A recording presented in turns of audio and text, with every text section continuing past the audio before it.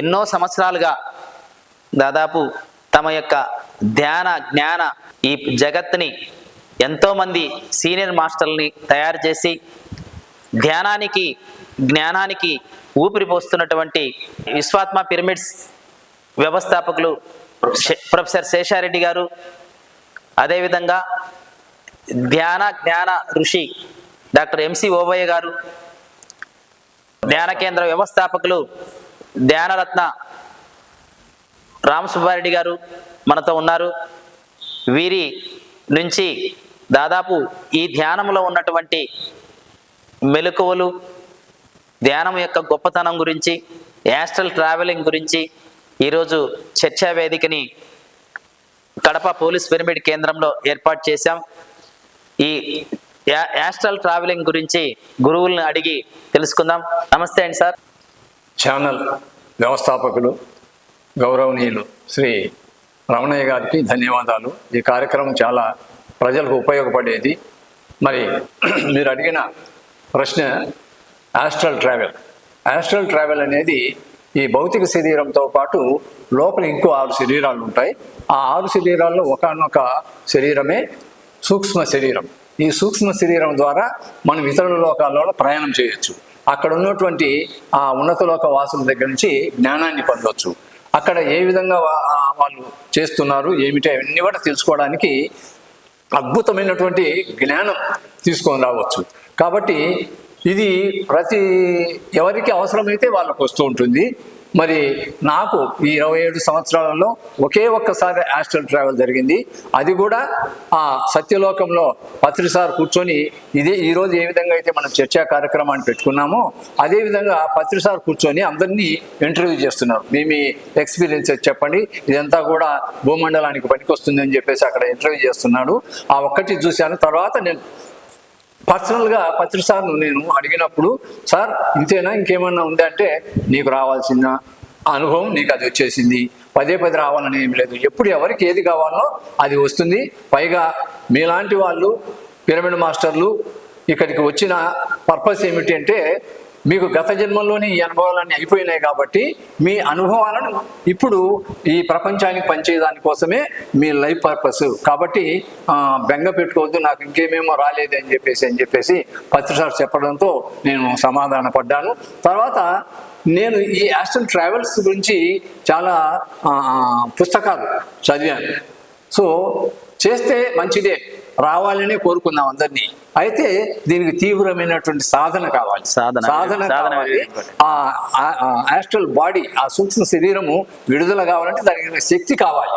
ఊరికే నాకు కావాలంటే అది రాదు, వచ్చేది కదా. కాబట్టి సాధనలో పరిపక్వత ఉంటూ తీవ్రమైనటువంటి ఆ శక్తిని సంపాదించుకుంటే ఆ ట్రావెల్ అనేది, అంటే మెడిటేషన్ ద్వారానే శక్తిని మెడిటేషన్ ద్వారానే, ధ్యానం ద్వారానే, మెడిటేషన్ ద్వారానే ఆ కాస్మిక్ ఎనర్జీ ఎంతైతే నింపుకుంటామో దాన్ని బట్టి వాళ్ళకు అవసరమైతే మాత్రం తప్పనిసరిగా వస్తుంది, లేదు ఇక్కడిక్కడ ఇది మళ్ళా ఇన్సర్ట్ అవుతుంది అన్నమాట.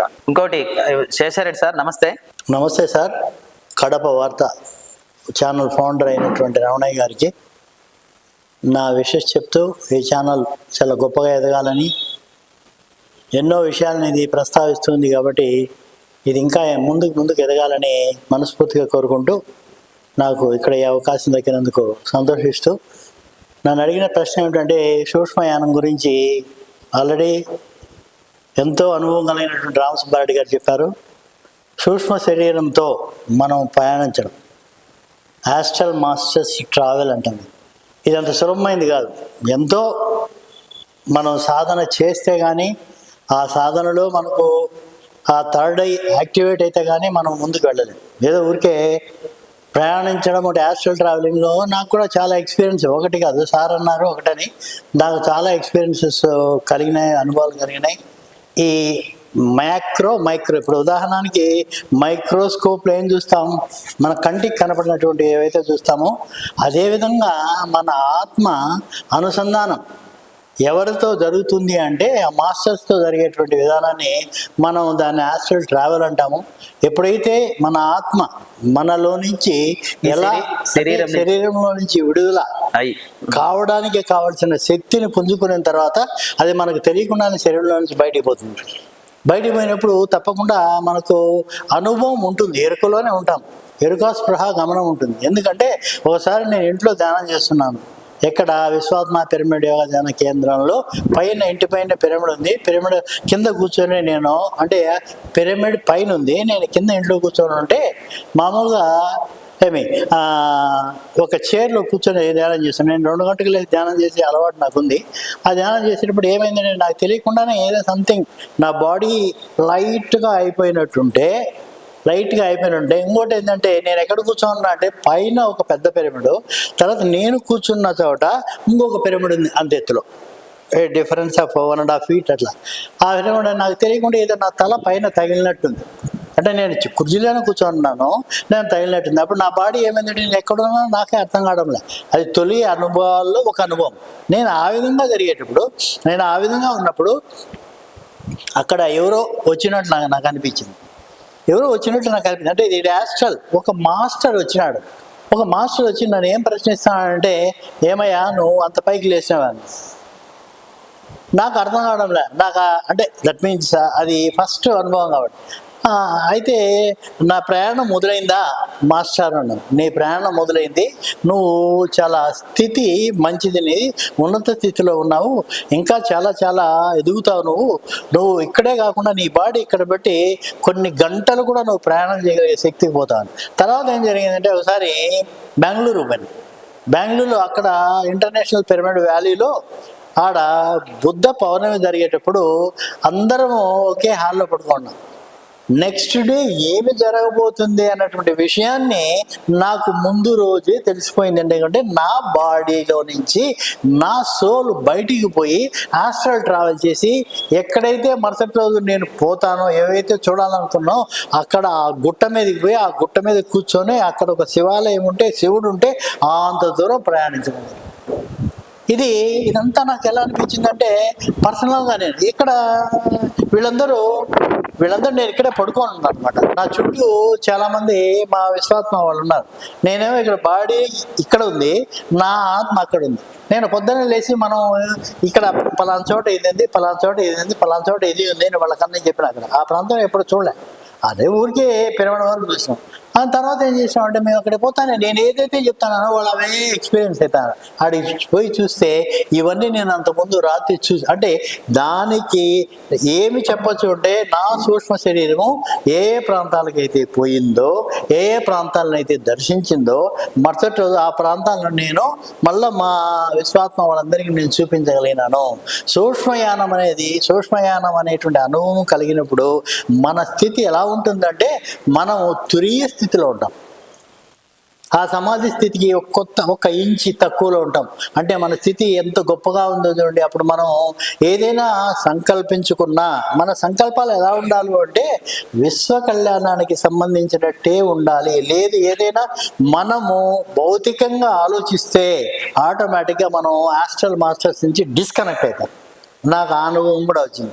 కాబట్టి ఎప్పుడు మనం దేని గురించి ఆలోచించాలంటే మన గురువు గారు బ్రహ్మర్షి పత్రిజీ గారు ఆయనైతే ఏ విధంగా చెప్పినాడో మనం ఏదో దేనికోసమో కాదు, ఇక్కడ మన శరీరాన్ని మనం ఎందుకు ఇక్కడ శరీరాన్ని తీసుకున్నామో, ఈ శరీరం వలన ఇదం శరీరం పరోపకారం అన్నటువంటి దాన్ని మనసులో పెట్టుకొని మనం ఏదైనా ఒకవేళ ఆస్ట్రల్ మాస్టర్స్తో మనం ఎందుకు పోవాలి, మనకు తెలియకుండా ఒక్కోసారి ఆస్ట్రల్ మాస్టర్ మన శరీరము మనలో నుంచి విడిపోతుంది. ఎందుకంటే మనకు ఏదైనా తెలియని విషయాలుంటే ఆ యొక్క సందేహాలను పూర్తిగా మనం పరిష్కరించుకోవడానికి నా శరీరంలో నుంచి నా ఆత్మ విడుదలవుతున్నది అన్నటువంటిది నిర్వివాదాంశం. ఈ శరీర సూక్ష్మయానం అనేది ఇంకా దాన్ని బాగా మనం తెలుసుకోవాలంటే లైఫ్ యూనివర్సిటీ అనేది ఉంది వికారాబాద్లో. డాక్టర్ లక్ష్మి, డాక్టర్ న్యూటన్ గారు పెట్టారు. అక్కడికి పోతే ఎన్నో విషయాలు తెలుస్తాయి. ఇంకోటి గర్వంగా నేను చెప్పగలుగుతానంటే డాక్టర్ లక్ష్మి గారు నా స్టూడెంట్ కడపలో, ఆమె కడప తర్వాత అక్కడికి పోతే మనం ఎన్నో విషయాలు తెలుసుకోవచ్చు. అంటే వీటన్నిటికీ బేస్ ఏమంటే నువ్వు మనసు స్వచ్ఛంగా ఉండి ధర్మనిరతితో ఉండి ఎప్పుడైతే నీకు వచ్చిన జ్ఞానం అంతా దేని గురించి సంబంధించి ఉండాలంటే ఓన్లీ ఆధ్యాత్మిక సంపదను నువ్వు పొందినప్పుడు మాత్రమే నీకు ఆ అదృష్టం దొరుకుతుందనే నా యొక్క భావన. మీ సూక్ష్మ శరీర యానం గురించి మీ అనుభవాలు కడప వార్త ప్రేక్షకులతో పంచుకోండి సార్. కడప వార్త రమణయ్య గారికి ధన్యవాదాలు. నా పేరు ఓబయ్య అండి. నన్ను కడప ఓబయ్య అని పిలుస్తారు. 26 సంవత్సరాలు నేను పత్రికారి మార్గంలో ధ్యానం చేస్తూ ధ్యాన ప్రచారం చేస్తూ ఉన్నాను. నేను ధ్యానం మొదలుపెట్టిన కొత్తలో గంజికుంట కాలనీలో సంసారం ఉండేవాడిని. అక్కడ చిన్మయానంద మిషన్ వారిది ధ్యాన కేంద్రం ఉంది. అక్కడ పోయి బాగా ధ్యానం చేసేవాడిని. అంతకుముందు పత్రికారు 1 నెల ముందు కడపకు రావడం, వారి దగ్గరికి పోయి ధ్యానం నేర్చుకోవడం, వారి సమక్షంలో ధ్యానం చేయడం, ఆ తర్వాత అవకాశం దొరికిన ప్రతిసారి ఆ చిన్మయానంద మిషన్ వారి ధ్యాన కేంద్రంలో తెల్లవారుజామున 5 నుంచి 8-9 వరకు, సాయంత్రం 6 నుంచి 8-9 వరకు ధ్యానం చేసేవాడిని. ఈ సందర్భంగా అనేక సందర్భాల్లో ఈ సూక్ష్మ శరీర యానం అనుభవాలను నేను పొందగలిగాను. ముఖ్యంగా ఒకరోజు ధ్యానంలో కూర్చున్నాను. నా శరీరం నుంచి ఒక తెల్లటి పదార్థం బయటికి వచ్చింది. అలా ఆ హాలంతా తిరిగింది. నేను ఒక్కని మాత్రమే ఉన్నా. తిరిగి కరెక్ట్గా 2 నిమిషాల్లో మళ్ళీ లోనికి ప్రవేశించింది. ఆ రోజు ఆ అనుభవం. మళ్ళీ 4 రోజుల తర్వాత మళ్ళీ ఒక తెల్లటి పదార్థం బయటకు వచ్చి స్పీడ్గా బయటికి పోతూ ఉంది. ఎక్కడికి పోయిందంటే కడప రైల్వే స్టేషన్కి వెళ్ళిపోయింది. అక్కడ ఒక ట్రాలీ ఆ పట్టాల మీద ఉంది. ఆ ట్రాలీలో పోయి కూర్చొనింది ఈ యాస్ట్రల్ సూక్ష్మ శరీరం. వెంటనే అది బయలుదేరింది. కొన్ని వేల కిలోమీటర్ల స్పీడ్తో అది వెళ్తూ ఉంది. కొండల్లో వెళ్తూ ఉంది, లోయలతో వెళ్తూ ఉంది, అడవుల్లో వెళ్తూ ఉంది. అక్కడంతా భయంకరమైన దృశ్యాలు కనిపిస్తూ ఉన్నాయి.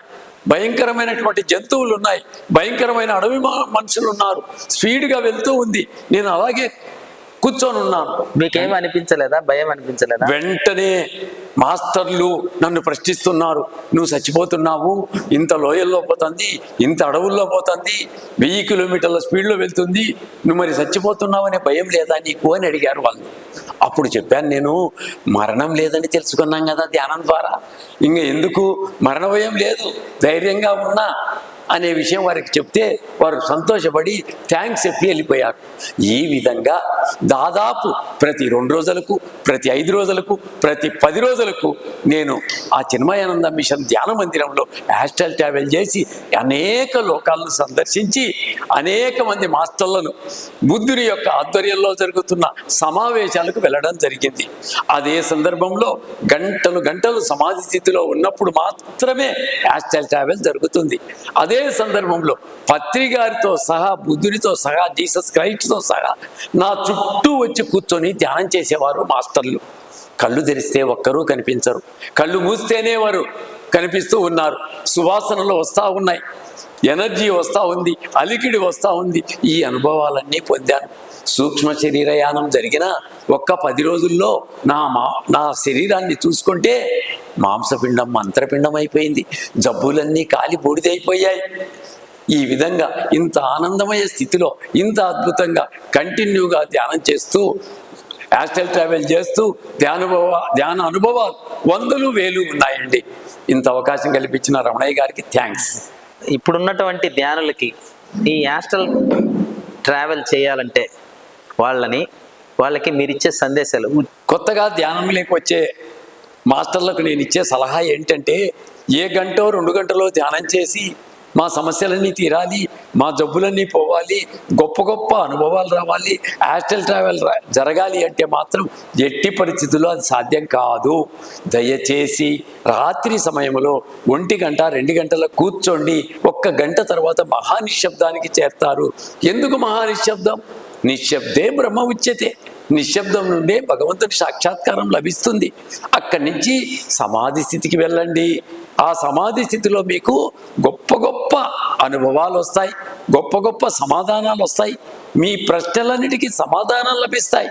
మాస్టర్లు ఇచ్చే సమాధానాలు కాదు, మీ ఇన్నర్ నుంచి, మీ లోపల నుంచి వచ్చే సమాధానాలే నిజమైన సమాధానాలు. అక్కడి నుంచి నిర్వికల్ప సమాధి స్థితికి చేరండి. అక్కడి నుంచి యాస్ట్రల్ ట్రావెల్ చేయండి.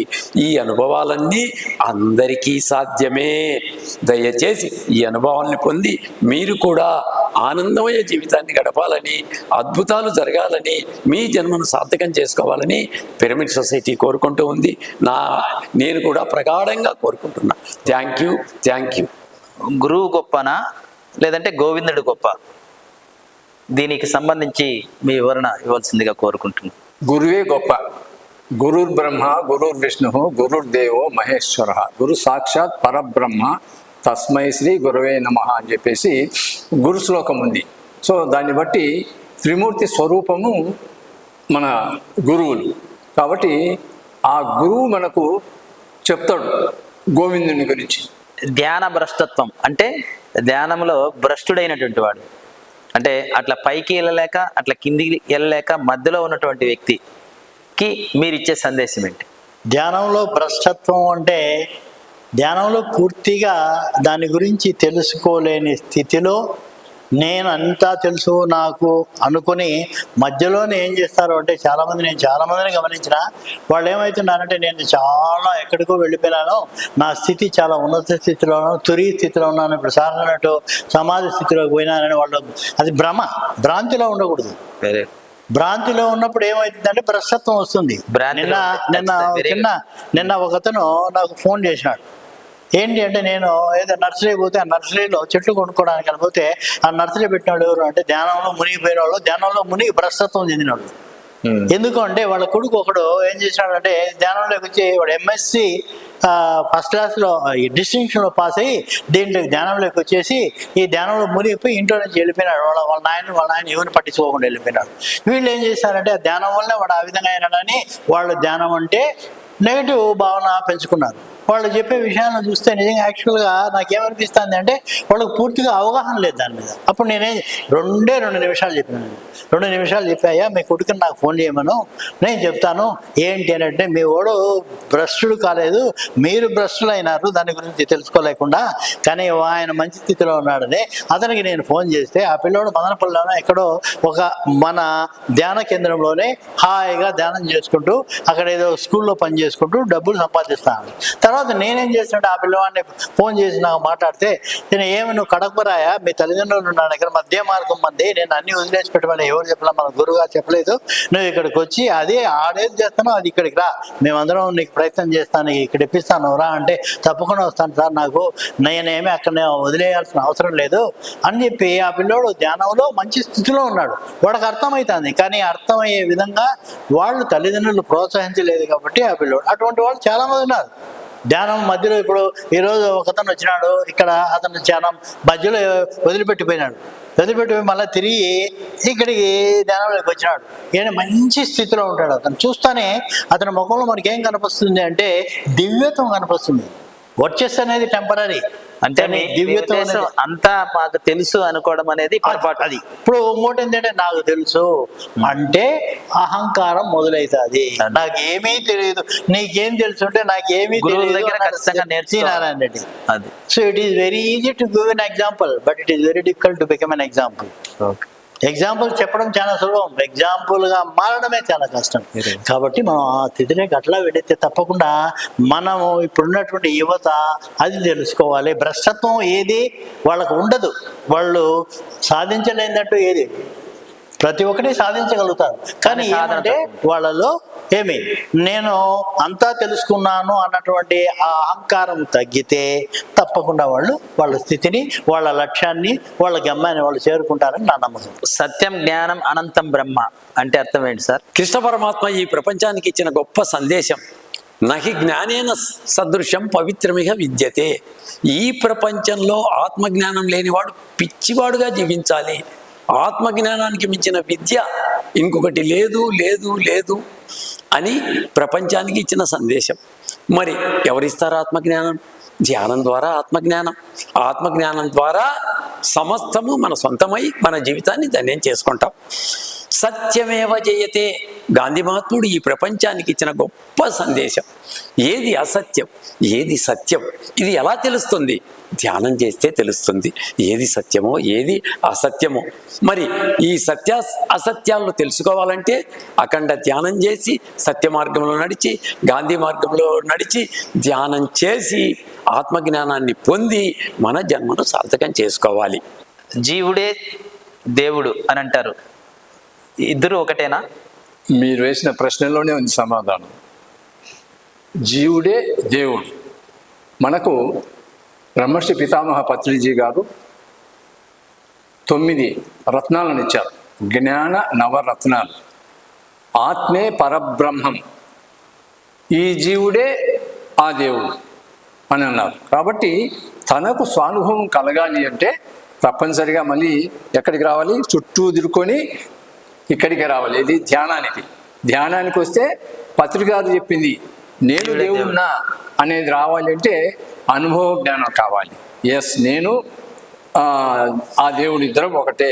ఇది జీసస్ తన లోపలికి తను ప్రయాణమై తను కనుక్కున్నాడు. ముందు దేవుడు వేరే జీవుడు వేరే అనుకున్నాడు. లోపలికి వెళ్ళిన తర్వాత నేను ఆ దేవుడు రెండు ఒకటే అన్నారు. ఇంకా లోపలికి వెళ్ళాడు. ఇంకా లోపలికి వెళ్ళిన తర్వాత నేను దేవుడే కాదు, బయట ఉన్న వాళ్ళందరూ కూడా దేవుళ్ళే, దేవుడి స్వరూపమే, ఈ జీవుడే దేవుడు. సకల చరాచర సృష్టిలో ఉండే జీవులంతా కూడా దేవుళ్ళే. ఇందాక మనం శాకాహార ర్యాలీలో కూడా అదే చెప్పుకున్నాం. సార్, సంగీత ధ్యానం మంచిదా లేదంటే శ్వాస మీద ధ్యాస మంచిదా? సార్, మీరు వేసిన ప్రశ్న ఇమ్మీడియట్గా మనకు ఎవరు గుర్తుకొస్తారంటే పత్రిజీ కదా. మనకు ధ్యానం, ప్రపంచానికంతా ధ్యానాన్ని అతి సులభ మార్గంలో నేర్పించినటువంటి బ్రహ్మర్షి పత్రిజీ గారు ముందు గుర్తుకొస్తారు. ఎందుకంటే సంగీతం ద్వారా ధ్యానం చేయడం అనేది ఎందుకు ఆ విధంగా చేయాలి అంటే, ఇప్పుడు మామూలుగా శ్వాస మీద ధ్యాస అనేది అందరం చేస్తాం. దానికి ఎంతో ఏకాగ్రత అవసరం. ఏకాగ్రత లేకపోతే శ్వాస మీద ధ్యాస పెట్టిన నుంచి ధ్యానం చేయంటే కళ్ళు మూసుకొని కూర్చున్న నుంచి వాళ్ళు ఏమంటారంటే, సార్ ఎన్నో ఆలోచనలు వస్తున్నాయి, నా నెత్తినంత ఆలోచనలే, అంతకుముందు ఏం ఆలోచన లేవు, గమ్మను కూర్చున్నాక మొదలైన ఆలోచనలన్నీ మామూలుగా తేనె తెట్టులో ఎన్ని అయితే ఆ తేనెటీగలు ఉంటాయి అన్ని ఆలోచనలు నా మైండ్లో ఉన్నాయన్నటువంటి ఆలోచన. అదే నామం రూపం శూన్యం.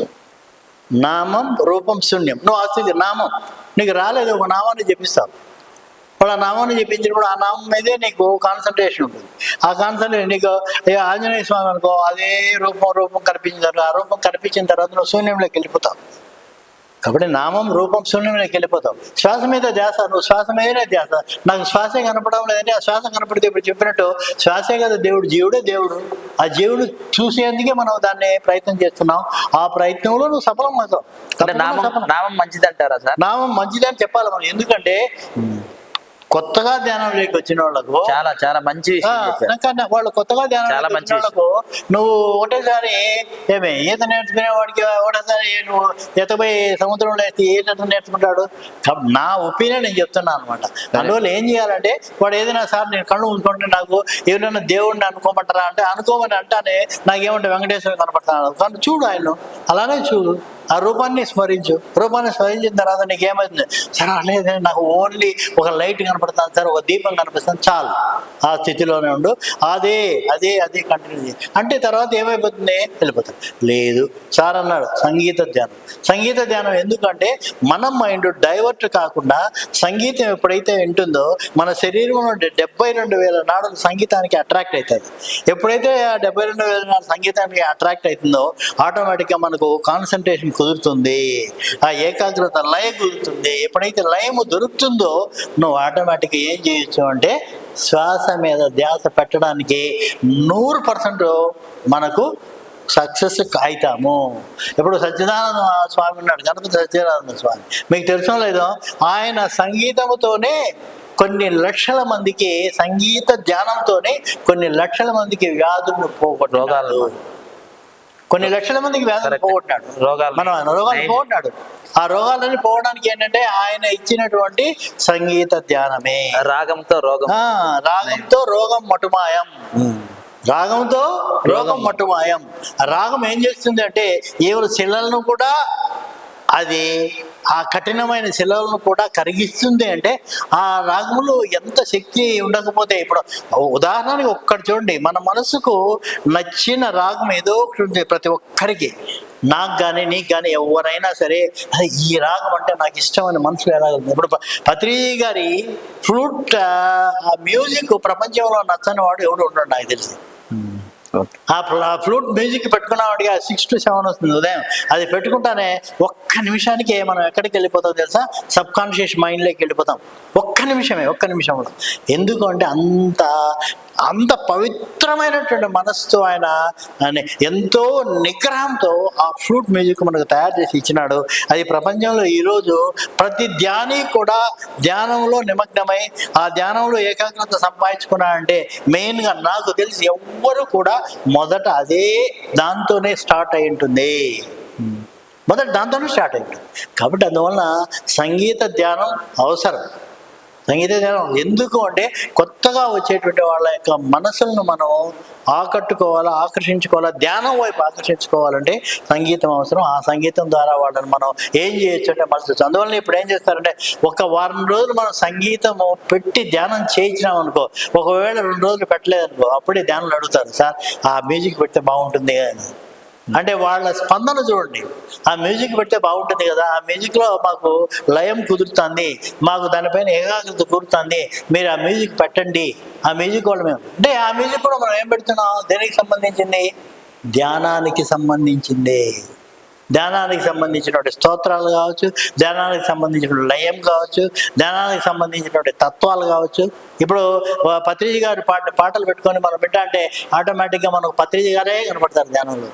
అంతకన్నా ఆయన దేవుడు నడియాడినటువంటి బుద్ధుడు ఆయన. ఆ విధంగా మనం ధ్యానంలోకి చాలా చాలా చాలా లోతుకు వెళ్ళొచ్చు, ఎక్కడికి వెళ్ళొచ్చు. పత్రిజీ గారితో ఎదురుగా సార్ అన్నట్టు ఎదురెదురుగా కూర్చొని మాట్లాడచ్చు కూడా, ఎందుకన్నా మనం ఆస్ట్రల్ ట్రావెలింగ్ చేసేటప్పుడు. కాబట్టి అందువలన మ్యూజిక్ ధ్యానము అవసరమే, దాన్ని మనం కాదనకూడదు. ఎందుకంటే కొత్తగా వచ్చిన వాళ్ళకు మ్యూజిక్ ధ్యానంతో వాళ్ళను చాలా చాలా చాలా వరకు ఏకాగ్రత కుదిర్చి ధ్యానంలో వాళ్ళను తిరిగి వాళ్ళు ప్రచారం చేయడానికి కూడా ఎంతగానో ఉపయోగపడుతుందని నేను నమ్ముతాను. రామసుబ్బారెడ్డి సార్ దీని మీద ఒక వివరణ ఇస్తారు. పిరమిడ్ స్పిరిచువల్ సొసైటీ వ్యవస్థాపకులు బ్రహ్మర్షి పితామహ పత్రిజీ గారు శ్వాస మీద ధ్యానం నేర్పించారు. సంగీత ధ్యానం అనేది లేదు, శ్వాస మీద ధ్యాస, ఆనాపానసతి అని బుద్ధుడు బోధించినటువంటి ధ్యానం గురించి దాని తెలుగులో శ్వాస మీద ధ్యాస అని చెప్పారు. మరి సంగీతము ఎంతవరకు ఉపయోగపడుతుంది అంటే, ఆ సంగీతము ప్రారంభ దశలో మనసు ఏకాగ్రత కుదరడం కోసం చిన్నపిల్లవాడిని వేలు పెట్టుకొని నడిపించేంత వరకే, వాడంతటి వాడు నిలబడగలిగినప్పుడు మన వేలు వదిలేస్తాం. అలానే సంగీతం అనేది ఆ మనసు ఏకాగ్రత కుదరడం కోసం, అదే కానీ సంగీతమే ధ్యేయం కాదు. మనం దాన్ని దాటిపోవాలి, అంటే మనసును దాటిపోవాలి.